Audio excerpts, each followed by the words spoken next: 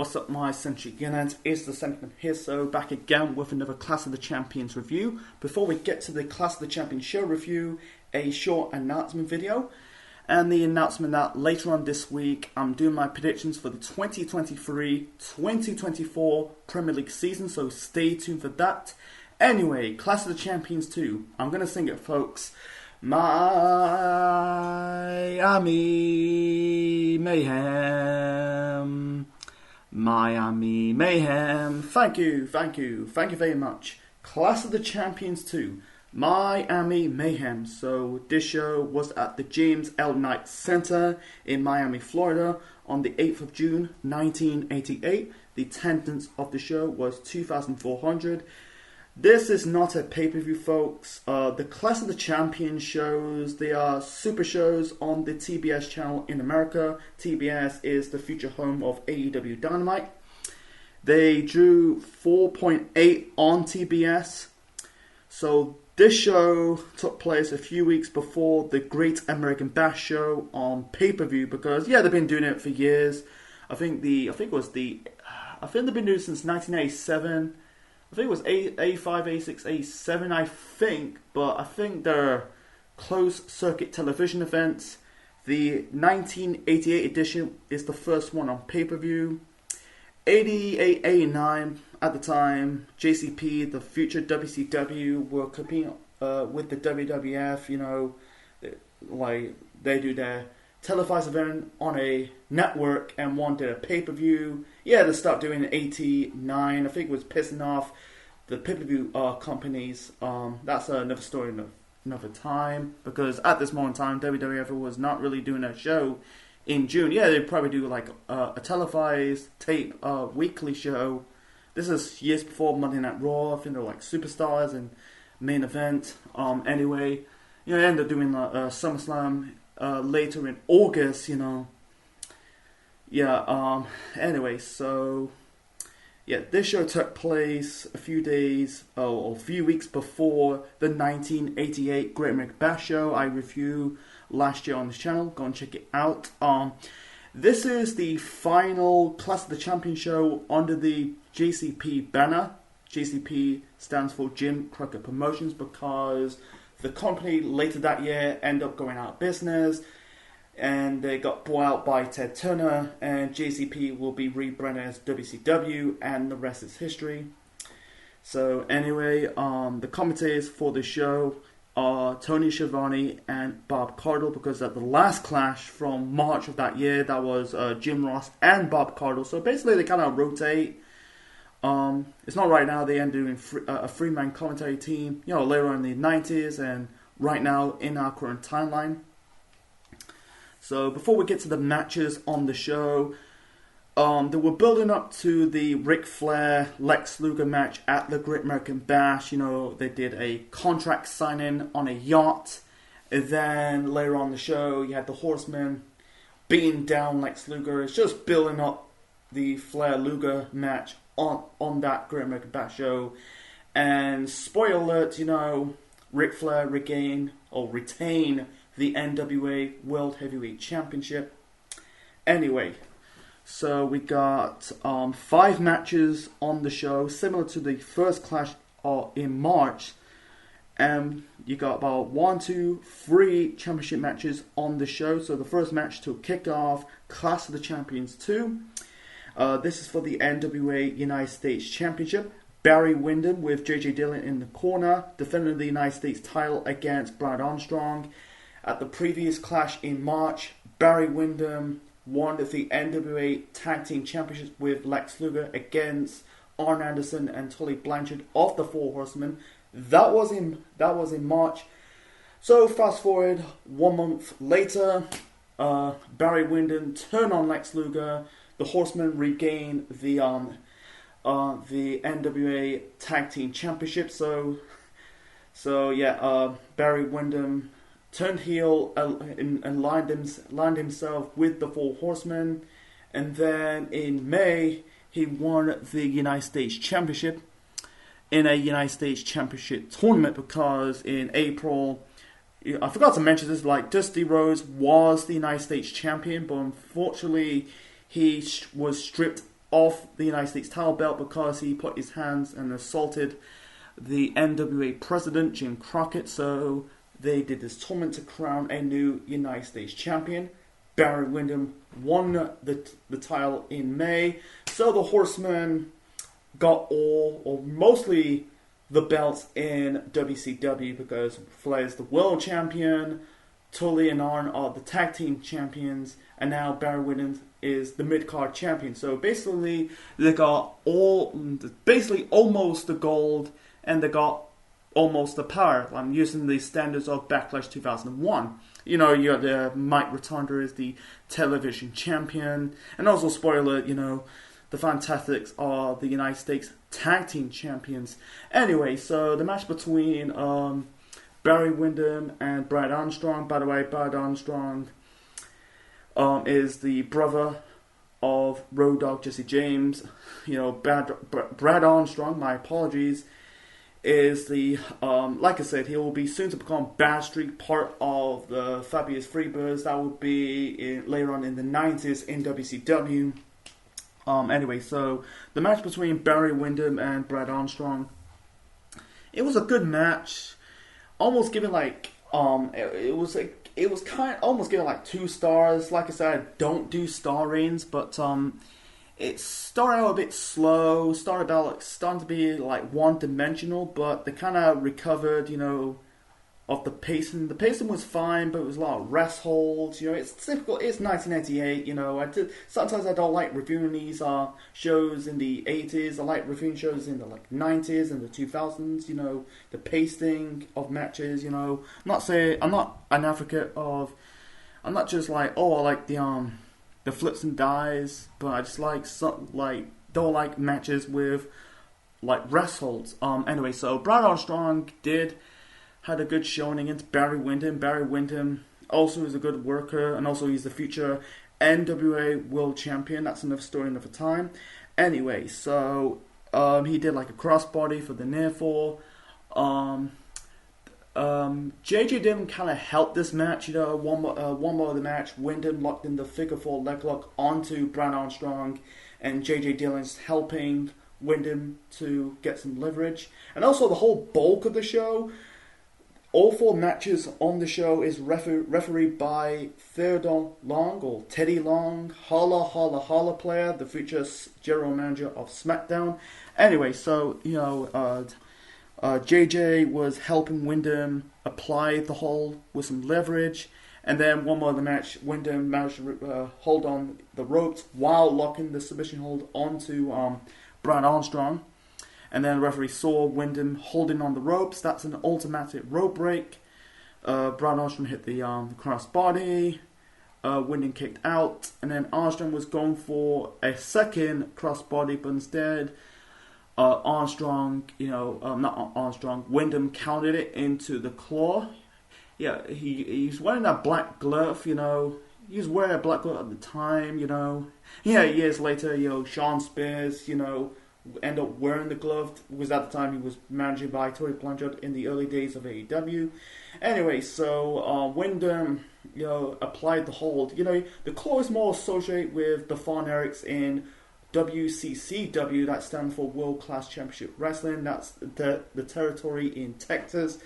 Even though Barry Windham, I don't know if Barry Windham actually wrestled in the Von Erichs territory in Texas. You know, he's also from Texas as well. But anyway, so Windham locking the hold on Brad Armstrong. He didn't really tap out, you know, it was a pinfall. While Windham locked in the submission hold, Windham won this match and retained the United States title. I think he ended up dropping the belt to Lex Luger. I think it was somewhere later on the year, maybe 1989. I'm not too sure. So, this is technically the first Clash of the Champions win for Barry Windham as a heel, because even though he's won the second Clash win, you know, at the first Clash in March, you know, as a babyface, him and Luger won the tag team titles from Arn Anderson and Tully Blanchard. So the next match, this is the second of 3 championship matches on the show, and this is for the NWA United States Tag Team Championships. The Fantastics, that is Bobby Fulton and Tommy Rogers, defending the belts against the Sheepherders. The Sheepherders are Luke and Butch the Bushwhackers, the future Bushwhackers in WWF, with Rick Morgan in the corner of Luke and Butch. So yeah, it's funny, like in the previous clash, the Fantastics fought against the Midnight Express for the belts. They won the match, but unfortunately the title cannot change hands in this qualification. So that was in March. Then a month later, the Fantastics went on to win the United States tag team titles from the Midnight Express. And the Midnight Express and the Fantastics, they kind of trade back and forth with the US Tag Team Championship belts until the Varsity Club won the belts at Starrcade at the end of the year. So this match, I thought going into this is going to be shit, because Luke and Butch, they'll soon become the Bushwhackers in WWF. They're not known for having great matches. I think they were known for a comedy tag team in the World Wrestling Federation, but in this match on this show, this was match of the night. Match of the night. It was really good, man. The pacing was good. It was good back and forth and showcase of both tag teams. I feel like one more of the match. I think it was Bobby Fulton and Tommy Rogers trying to pin the two future Bushwhackers, at the same time. But besides that, I really like this match, back and forth, It's very funny that, that we're not taken seriously in WWF. They end up becoming WWE Hall of Famers decades later. But, but it's funny, like, outside of McMahon world, in other companies, they were treating, like, seriously with a little bit of respect, Anyway, they were... it's funny, like, they were heels. You could tell they're, like, the Miami fans, on this show, they were really, really like, got behind the matches on the show. It's red hot. They were chanting USH towards the sheep herders because they're from New Zealand. I think they were waving little American flags. Anyway, so it was really fucking good, back and forth, I done my research on Wikipedia. The match lasted about nearly 20 minutes. I wish it was like in the final 2 minutes of this match, it was starting to get restless and repetitive and a bit boring. But in the end, I think it was Bobby Fulton, it was Bobby Fulton who pinned. I think it was Butcher Luke with a sun flip roll up to win this match and retain the United States Tag Team Championships. And afterwards, both tag teams brawl, and that was it. So, yeah, I advise watching this match on the network, man. It's really good. It was it's not really boring. It was the last 2 minutes were a little bit boring, but the whole bulk, the pacing was good. It was good back and forth between the Fantastics and the Sheepherders. Rick Morgan did go involved. I think it was only one time. He didn't really hurt this match. It's more focused on the two tag teams in this match. So the next match, this is this is the non-tag team match or tag team title match on the show, because the main event, it was for the NWA Tag Team Championships. We'll get to that later on in this review. Anyway, so the next match, we got the Garvins. We got Jimmy and Ronnie Garvin taken on with Precious. Precious is the real-life wife of Jimmy Garvin. Jimmy Garvin ended up being part of a tag team known as the Fabulous Freebirds with Michael PSAs. That was 89, 90 period of the company. No story, another time. Anyway, taking on the Varsity Club. The Varsity Club, that is Rick Steiner. Rick Steiner is the father of future NXT champion Braun Baker. And Mike Rotunda is the future IRS, the father of Bo Dallas and Bray Wyatt. This is a continuation between the rivalry between Jimmy Garvin and the Varsity Club, because the last Clash show, Garvin challenged Mike Rotunda for the television championship. That was won by Mike Rotunda, and then that was in March. Fast forward in June, still feuding. Anyway, so you got Kevin Sullivan in the corner of the Varsity Club. Anyway, yeah, Varsity Club for me was a bit underrated in my opinion, because people talk about factions in JCP, slash WCW. People talk about the NWO, the Four Horsemen. You could say some forgettable factions like the Flock was, the Flock, the New Blood, the Billionaires Club, the Dangerous Alliance. You could say the York Foundation, even the Dungeon of Doom, but not the Varsity Club, because you got future guys will be stars later on in the 90s. Great example. 1 year later, Rick will soon be tagging with his younger brother Scott, and the rest is history. Mike Rotunda will become IRS years later in the World Wrestling Federation. So, anyway, less about Jimmy and Ronnie Garvin. I thought they're brothers, but I done my research. Jimmy and Ronnie are father and son. Technically, stepfather and son. It's really sad for Ronnie Garvin. It's sad for him because Ronnie Garvin, because 1 year prior, he was the NWA World Champion. He dropped the belt to Ric Flair at the 1987 Starrcade, the first one on pay-per-view. Fast forward 1 year later, he was just kind of like a normal guy on the roster. Anyway, the match between the Garvins and the Varsity Club, it was good. It was not on the same level as the Fantastics versus the Sheep Herders, but it was a fun match to watch. It was more revolving around the two managers in this match. That is Precious and Kevin Sullivan. Precious got the key. I think one more of the match, Sullivan, is holding like some piece of paper. It must be a phone number or a letter. And some moments in the match, Jimmy Garvin trying to go after Kevin Sullivan while he's in the cage. In the end, I think Kevin Sullivan managed to grab Precious. He's trying to get the key.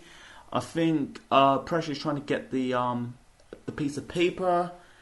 In the end, Jimmy Garvin rolled up Rick Steiner for the win, and then afterwards, the Varsity Club beating down the Garvins. Anyway, so Sullivan managed to escape the cage, grabbing his hands onto Precious. Out comes Dr. Death Steve Williams. I think he was on commentary during this match. So Dr. Death, came to the rescue, beating down Kevin Sullivan. Precious was a bit shocked, and she kind of pushed Jimmy Garvin and left the ring. And I don't know if this was leading somewhere. So and also this is leading up to Dr. Death end up joining the Varsity Club. And like I said, very underrated faction, doesn't really get any respect. That lasted until 2004. Fuck. He ended up joining the group. I think that's later on in the year. So that's another story, another time. But besides that, this is... Boy, I'll rate another tag team match later on in this review. That's in the main event. So let's move on to the next match. So the next match we got... we got Nikita Koloff taking on Al Perez with Gary Hart. Gary Hart is no related of the Hart family in Canada. He's his own Hart, and he was a manager in World Class Championship Wrestling in the golden years of World Class Championship Wrestling. If you don't know, I'm going to remind you again. Remind it from earlier. World Class Championship Wrestling is a territory in Texas run by the Von Erichs. Anyway, he's in the corner of Al Perez. This is the weakest match of the show. It's not a good match, but at the same time, it's not a terrible match. It was basically a thumb down the middle match. It was okay. It was standard. I thought it was the first half was a bit boring, but they gotta pick it up a bit. Nikita Koloff. You could tell the fans were booing Al Perez. Nikita Koloff, I think he was a babyface at this moment in time. I forgot I mentioned this, I think Jimmy Garvin, I think they end up competing in that Doomsday Tower match at the Great American Bash. Forgot to mention it. Anyway, let's get back to Nikita Koloff versus Al Perez. It was an okay match. Gary Hart got involved. Well, sometimes in the match, he kind of took this match he kind of hurt this match a bit. Like I said, it's not terrible, not great. It was okay. The ending was a bit BS. It was a bit stupid. Here's the stupid ending. So, out comes Larry Zbyszko, and then Nikita Koloff hits Zbyszko with the Russian sickle. He ended up becoming Lithuanian. That would be in the 1990s of WCW. He's wearing like he's got a bit of the Soviet Union flag on his singlet. You know, that can make you as a foreign heel, but I don't know if he was a foreign heel or a babyface. Maybe he should be a heel because in the standards of Nikita Koloff in that time period, because he's represent the Soviet Union, but that's another story another time. Anyway, so Koloff hit, like I said, Zbyszko with the Russian sickle. That's not ultimately a disqualification. Maybe it has to do with Zbyszko. You're not allowed to get into the ring. It's so stupid. So afterwards, there was a beatdown between, you had Gary Hart grabbing. I think he's got his coat jacket. He wrapped it around Nikita Koloff's head, and then Al Perez and Zbyszko beating down Nikita Koloff, and that was it. So I think this is leading up to a future match down the road. I'm not too sure. So anyway, I'm not saying it's a terrible match. It was okay, but the ending was a bit, it was really. Anyway, so the next match, or technically the final match of Clash of the Champions 2. This is for the NWA World Tag Team Championships. Arn Anderson and Tully Blanchard with JJ Dillon in the corner of Arn and Tully defending the NWA Tag Team Championships against Sting and the American Dream Dusty Rhodes. It's funny, like the preview, it's funny back-to-back main events that Sting's in, because at the first Clash, he had one of the best matches of his career that really put Sting on the map against Ric Flair for the NWA World Heavyweight Championship. And then fast forward 3 months later in June, he's main eventing another Clash, against Arn Anderson and Tully Blanchard of the Four Horsemen. The match was good. I feel like this is the weakest tag team match of the show. I call it the weakest tag team match of the show. If I place the tag team matches at Clash 2, I place the United States Tag Team Title match as number 1. Number 2 has to be the Garvins versus the Varsity Club. And this match, I place it at number 3. Anyway, it was good. All 4 guys are good workers, This is the last year of the Four Horsemen as it's, as we knew it, and also Dusty Rhodes, I'll get to more of that later on. So it was a good match, but it was another bullshit finish. Here's the bullshit finish. So Sting kind of put his hands and shoved the referee, that's Theodore Long, on the ground, and then minutes later, Dusty Rhodes also throwing Teddy Long outside the ring. Then out comes 2 other members of the Four Horsemen. Even though you got like Tully, Arn, and JJ Dillon in the ring or at ringside, JJ Dillon was at ringside. Arn Anderson and Tully is in the ring. Out comes Barry Windham and Ric Flair, and the match was thrown out into a double disqualification. The Horsemen beating down Dusty Rhodes, because Dusty Rhodes has history with the Horsemen because he had his feud with Ric Flair.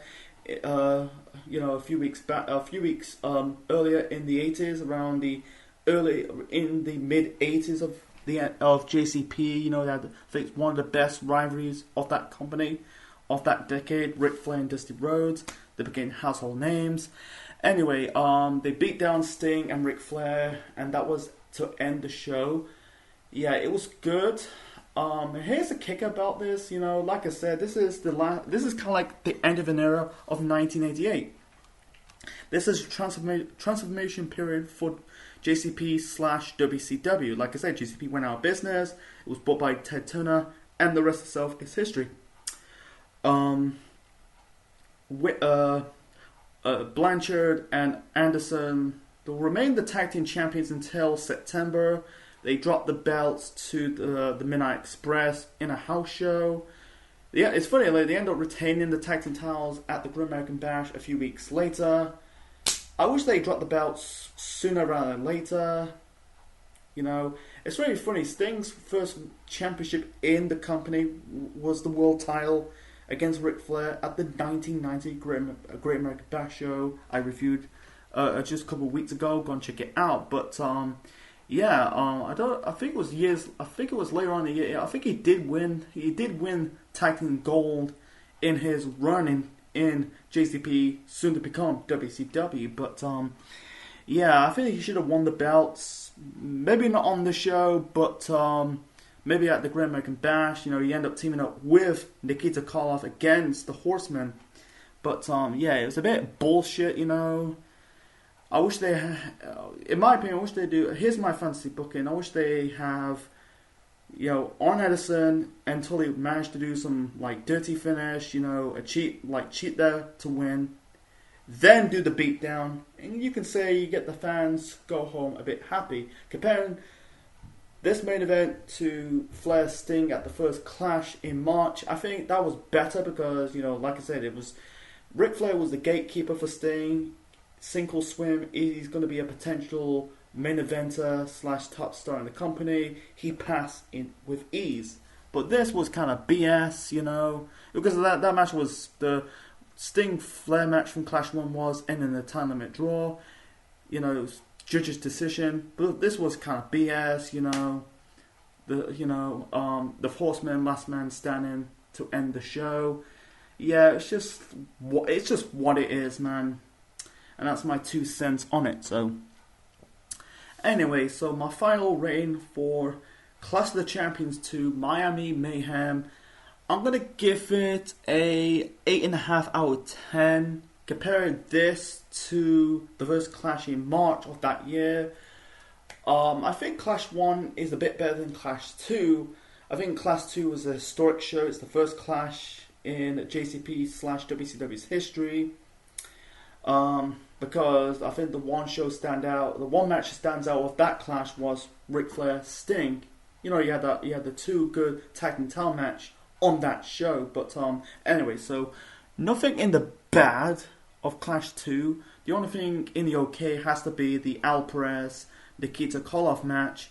But besides that, I think it was the one match stands out on this Clash was the United States Tag Team title match between the Fantastics versus the Sheepherders. That was kind of like a 4-star match.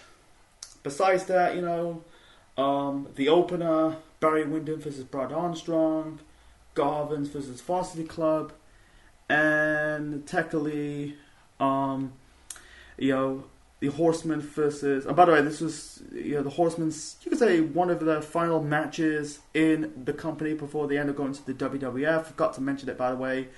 They end up going to the WWF in October. And I think, according to Blanchard, this is basically the end of an era because the first carnation of the Horsemen is becoming. The Horsemen end up going beyond the shelf because Blanchard and Anderson left the company. And then I think later on, and then JJ didn't end up leaving the company to go to the WWF. I think he was one of the producers at the time. Came back to the company in 1997. So, you know, the Horsemen became the Yamaguchi Corporation, and then Flair formed the second version of the Horsemen. Added Ole Anderson. Arn Anderson came back to the company, and added Sid Vicious and Sting for a short bit. So I forgot to mention that. So anyway, so yeah, get back to the good. So the 3-star matches, like I said, I don't really do star ratings, but is the opener, the Garvins versus the Varsity Club, Arn Anderson and Tully Blanchard taking on Sting and Dusty Rhodes. So besides that, you know, you could technically call it a one-match show, but besides that, it was still a strong show for the final Clash of the Champions show under the JCP banner. Anyway, so hope you enjoyed my review of Clash of the Champions 2, Miami Mayhem. What's your thoughts on the show? Leave the thoughts in the comment section below. Smash that button, click the like, click the bell. Subscribe to the Central Man Network on YouTube. Be part of the Central Unit for more wrestling videos and more. Yeah, next time, moving on to reviewing the first Clash of the Champions show under the Ted Turner era. That'll be Clash of the Champions 3, Fall Brawl. Until then, this is the Essential Man officially signing.